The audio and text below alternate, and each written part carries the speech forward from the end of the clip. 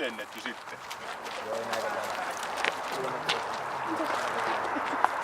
Hyvin sä sitten selvisit.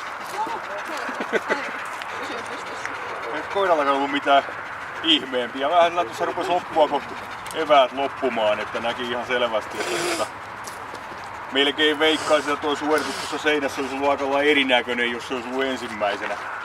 Mutta niin, ilmeisesti tietysti kuumuuskin verottaa, mutta kai se vähän rupeaa pikkuhiljaa päätäkin painamaan, kun joka puolta vaan hyökätään. Toimintakykyähän siinä on ja se hillittää itsensäkin ihan mukavasti.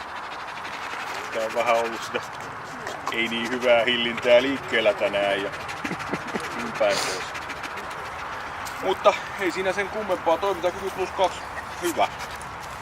Elikkä pikkusen tosiaan eväät loppu tuossa seinässä, mutta muutenhan se toimi kyllä ihan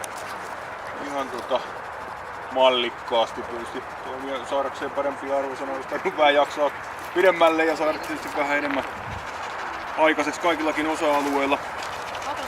Kelkalle se meni kohtuu nopeasti, vaikka se kyllä näytti jännittävän kovasti ja pimeässä se suoriutui ihan mukavasti, että siellä tosiaan vähän heiteltiin sitä kaiken maan tavaralla, niin sen takia sitä täytyy pikkusen mietiskellä, että mitä kautta sitä uskaltaa kulkea läpi, mutta kuitenkin terävyys +3 kohtuullinen ilman jäljen jäävää hyökkäyshalua. Se ei ollut kyllä todellakaan mikään niin kovin retkevä esitys, mutta se, että kun se kehtaa sen kalustonsa kuitenkin pistää pihalle vielä tässä, kun mä oon Praipan kanssa metrissä ja useammankin kerran, niin sillä sitten palkit, mitä siellä sitä halua olisi, vaikka ei niin enää oikein eväät riittänytkään. Puolustushalu +2 suuri hillitty. Se on kyllä hyvin selvä alusta asti, että mitä tälle naiselle tehdään, kun se sieltä sen raippansa kanssa hyväkin päälle. Mutta mikä positiivista, niin se pystyy hillitteen itsensä, että se on tosiaan siinä vaiheessa, kun selkä kääntyy, niin rupeaa myöskin vauhti laskea. Taisteluhalu +2 kohtuullinen. Mielellään olisi sille enemmänkin annettu, mutta kun tarvitsisi pysyä siinä kapulassa kiinni. Että hiukankin on tilaisuutta, niin sitten sylkästään irti. Hermorakenne +1 hieman rauhaton, että vaikka se tosiaan hillittää ja on paremmin ajantasalla kuin mitä on tänä päivänä ollut liikkeellä, niin kuitenkin sitten se, että se tuossa alisuoriutuu tuossa seinässä, niin osoittaisi kyllä aika pitkälle sitä, että se kuorma nousee ja onhan siinä toki hiukan muitakin ilmiöitä nähtävissä.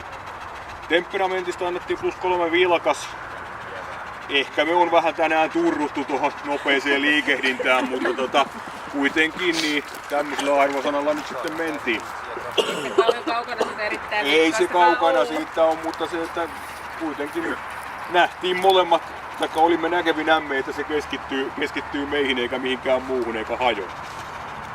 Kovuus +3 kohtuullisen kova. Kyllä siinä pientä empimistä on, kun sitä tavaraa rupeaa satamaan, mutta ei se sitä varsinaista toimintaa kuitenkaan haittaa ja kulmaltahan se meni kyllä ihan hyvin. Juoksepäästö +3 hyvän tahtoinen juoksepäästävä avoin. Laukaus varma hyväksytty testi ja 204 pistettä.